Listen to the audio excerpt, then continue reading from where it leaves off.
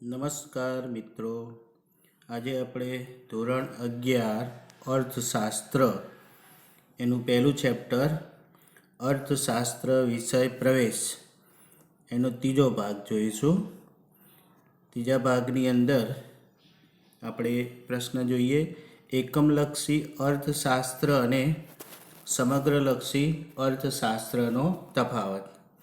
એકમલક્ષીની અંદર કોઈ એક એકમ વિશેની વાત કરી હોય, જ્યારે સમગ્રલક્ષી અર્થશાસ્ત્રમાં સમગ્ર વસ્તુ ઉપર ભાર મૂકવામાં આવે છે.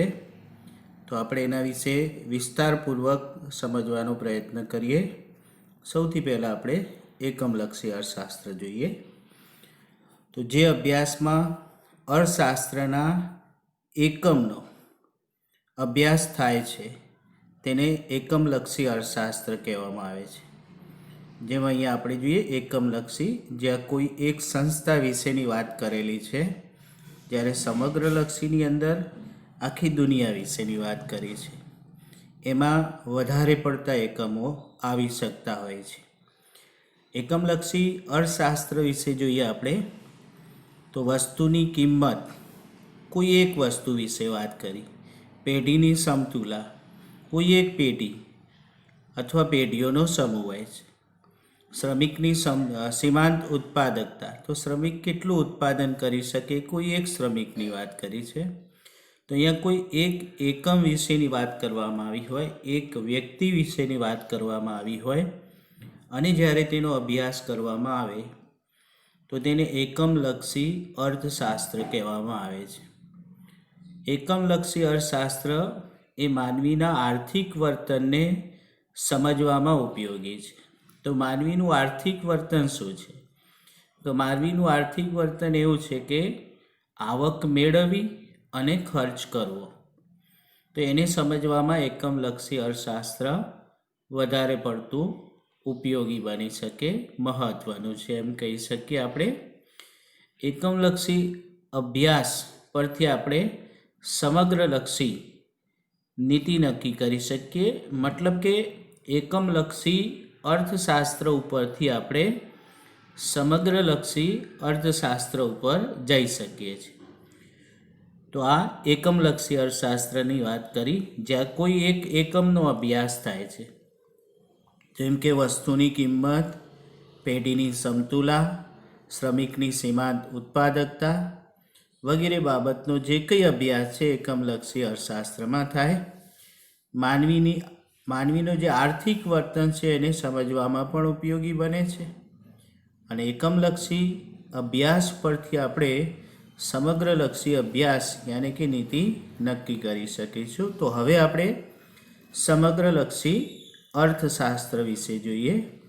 તો સમગ્રલક્ષી અર્થશાસ્ત્રમાં જે અભ્યાસમાં અર્થશાસ્ત્રના સમગ્ર ક્ષેત્રનો અભ્યાસ થાય છે તેને સમગ્રલક્ષી અર્થશાસ્ત્ર કહેવામાં આવે છે. સમગ્ર ક્ષેત્ર મતલબ ત્યાં એક કરતાં વધારે હોય છે. એની આગળ આપણે જોઈએ કે કોઈ બી શબ્દની આગળ કુલ શબ્દ આવે એટલે કુલ એટલે બધું, વધુ. તો એવા કોઈ બી ક્ષેત્રો હોય છે તો એનો અભ્યાસ સમગ્રલક્ષી અર્થશાસ્ત્રમાં થાય છે. જેમ કે કુલ રોજગારી, કુલ રાષ્ટ્રીય આવક, કુલ વસ્તી, ભાવ સપાટીનું નિર્ધારણ, કુલ રોજગારી, કુલ ગરીબી, આ બધાના પ્રમાણનો જે અભ્યાસ કરવામાં આવે છે એ સમગ્રલક્ષી અર્થશાસ્ત્રમાં થાય છે. કારણ કે અહીંયા ઘણા બધા વ્યક્તિઓને આવરી લેવામાં આવે છે અને પછી તેમનો અભ્યાસ કરવામાં આવે છે, એમના વિશેની માહિતી આપવામાં આવે છે. સરકારની આર્થિક નીતિ ઘડવામાં પણ સમગ્રલક્ષી અર્થશાસ્ત્ર ઘણું બધું ઉપયોગી છે. સરકાર પોતાની આર્થિક નીતિ, દેશ વિશેની માહિતી આપે, જેમાં આપણે જીડીપી કહીએ, જીએનપી કહીએ છીએ, પણ એ માહિતી આપણને આ રીતે જે એના આંકડાઓ છે સમગ્ર, કે રાષ્ટ્રીય આવક, માથાદીઠ આવક, રોજગારી, બેરોજગારી, ગરીબી, આ બધા વિશે માહિતી મેળવે તો એનાથી પોતે આર્થિક નીતિ ઘડી શકે છે. અને કોઈ બી સંસ્થાઓ છે, આ સંસ્થાઓ પોતાનો વિકાસ કરવા માટે જે કંઈ આર્થિક નિર્ણયો લે છે, આ નિર્ણયો લેવામાં પણ સમગ્રલક્ષી અર્થશાસ્ત્ર મદદરૂપ બને છે. સમગ્રલક્ષીની મદદથી આર્થિક એકમ પર પડેલી અસરોનો અભ્યાસ પણ કરી શકાય છે. કે આર્થિક એકમ, ઘણી વખત આપણે જોઈએ કે દેશની અંદર ગરીબી વધી જાય છે, દેશની અંદર બેરોજગારી વધી જાય છે. તો આવા જે પ્રશ્નો છે એ પ્રશ્નોનો ઉકેલ કરવા માટે સરકાર પ્રયત્નો કરે છે કે ગરીબી કેવી રીતે ઘટાડવી, બેરોજગારી કેવી રીતે ઘટાડી રોજગારીમાં વધારો કરવો. તો આ જે કંઈ વસ્તુ છે એનો અભ્યાસ કરી અને એ જે કંઈ પ્રશ્નો છે, સમસ્યાઓ છે, એને દૂર કરવા માટે સમગ્રલક્ષી અર્થશાસ્ત્ર મદદરૂપ બને છે. હવે આપણે જે સમગ્રલક્ષી અને એકમલક્ષી, અહીંયા જોયું કે એકમલક્ષી આપણે ચિત્રની અંદર આપેલું છે.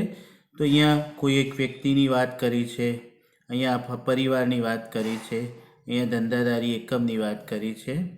તો અહીંયા આ બધા એક ગ્રુપમાં આપેલા છે જેને એકમલક્ષી અર્થશાસ્ત્ર કહે છે. એનો મુખ્ય હેતુ એક જ છે, પૈસા કમાઓ અને ખર્ચ કરો, આવક મેળવો, ખર્ચ કરો.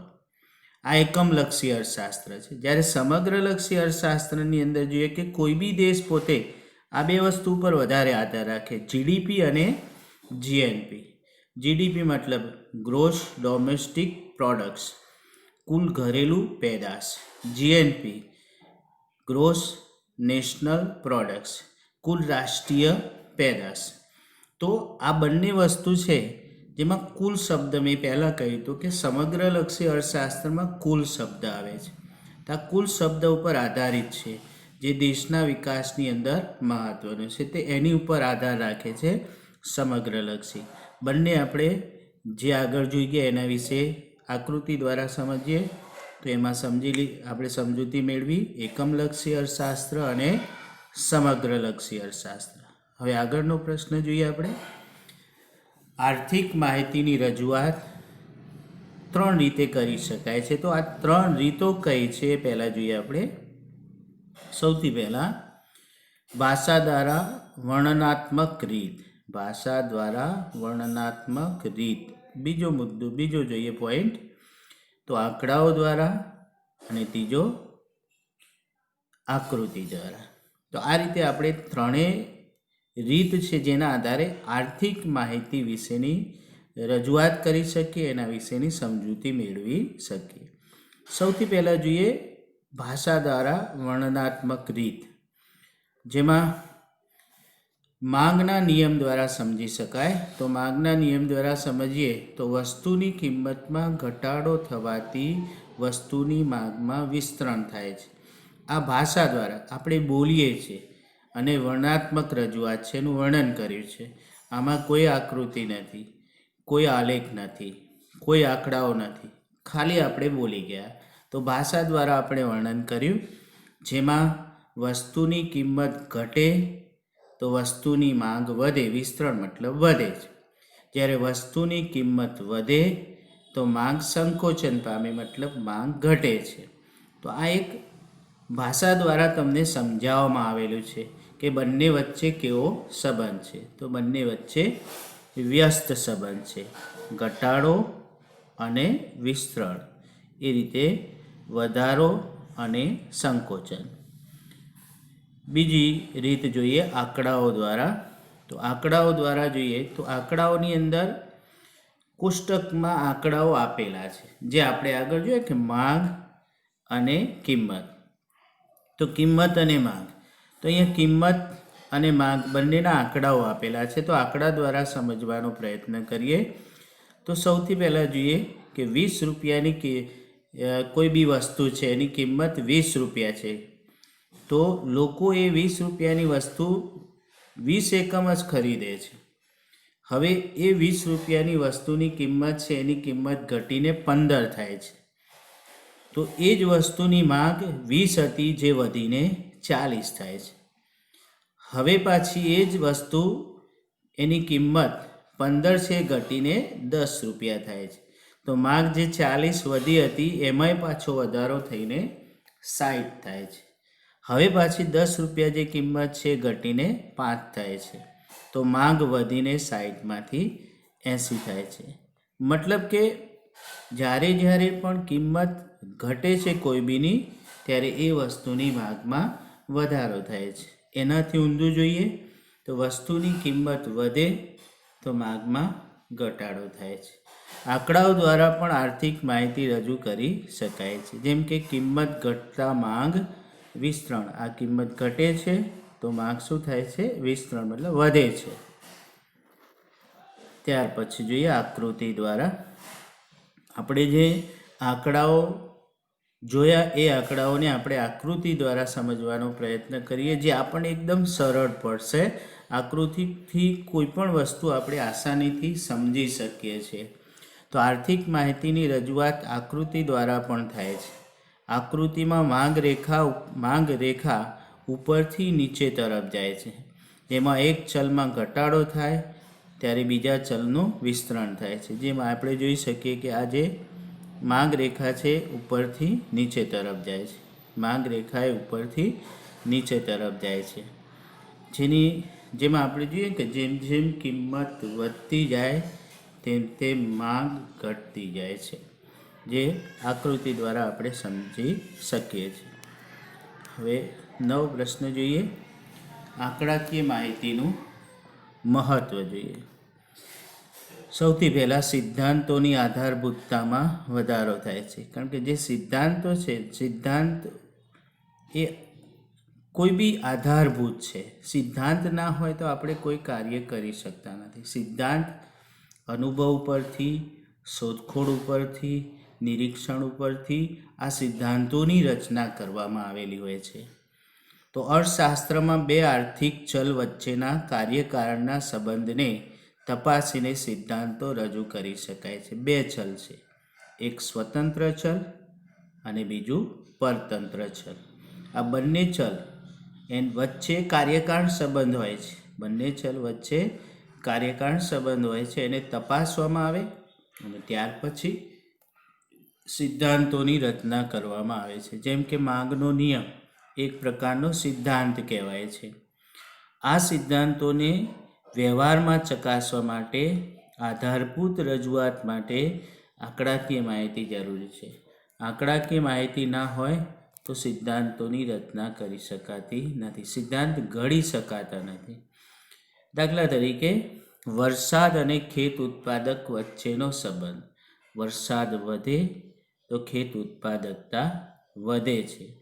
વરસાદ ઘટે તો ખેત ઉત્પાદકતા ઘટે છે. બંને વચ્ચે સીધો સંબંધ છે. કિંમત અને માંગ વચ્ચે કિંમત વધે તો માંગ ઘટે છે. કિંમત ઘટે તો માંગ વધે છે. બંને વચ્ચે વ્યસ્ત સંબંધ છે. જે અહીંયા આકૃતિ દ્વારા જોઈએ, જે આગળ જોઈ ગયા હતા આપણે, કે આ બંને આંકડાઓ આપેલા છે અને ઉપરથી નીચે તરફ રેખા જાય છે. જેમ જેમ કિંમત વધતી જાય તેમ માંગ કિંમત ઘટતી જાય તો માંગ વધતી જાય. કિંમત વધે તો માંગ ઘટે છે. બંને વચ્ચે વ્યસ્ત સંબંધ છે. ત્યાર પછી આપણે જોઈએ દશા અને દિશાના વલણો. કોઈ બી દેશની વાત કરીએ આપણે તો એ દેશ કઈ દિશામાં જાય છે, એની દશા કેવી છે. દશા મતલબ કે અર્થતંત્રની દ્રષ્ટિએ દેશ વિકાસ કરે છે કે નહીં, એ એની દશા કહેવાય છે. તો સમગ્ર અર્થતંત્ર કે તેના કોઈ એક ક્ષેત્રના વલણો કયા પ્રકારના છે, કઈ દિશામાં છે, તે આંકડાઓ દ્વારા જાણી શકાય છે. દાખલા તરીકે રાષ્ટ્રીય આવકમાં ખેતીના હિસ્સાનું પ્રમાણ ઘટતું જાય, ભારતની આયાતમાં વધારો થતો હોય, અર્થતંત્રમાં નાણાં પુરવઠા વધી રહ્યા હોય, તે વલણો આંકડા દ્વારા જાણી શકાય છે. આંકડા દશા અને દિશા નક્કી કરે કે આંકડો ખેતી ક્ષેત્રની વાત કરીએ તો ખેતીનો હિસ્સો વધે તો મતલબ કોઈ બી દેશની દશા ખરાબ છે, અને ખેતીનો હિસ્સો ઘટતો હોય અને ઉદ્યોગ અને સેવાનો હિસ્સો વધતો હોય તો દેશની દશા સારી છે. મતલબ એક સારી દિશામાં ગતિ કરે છે. અહીંયા આપણે જોઈએ તો અહીંયા નીચે જે વાદળી રંગ આપેલો છે એ કૃષિ ક્ષેત્રનો છે, લાલ ઉદ્યોગ ક્ષેત્રનો છે, પીળો એક સેવા ક્ષેત્રનો છે. તો 1973માં આપણે જોઈએ કૃષિ ક્ષેત્રનું પ્રમાણ વધારે હતું, જ્યારે ઉદ્યોગ અને સેવા ક્ષેત્રનું પ્રમાણ ઓછું હતું.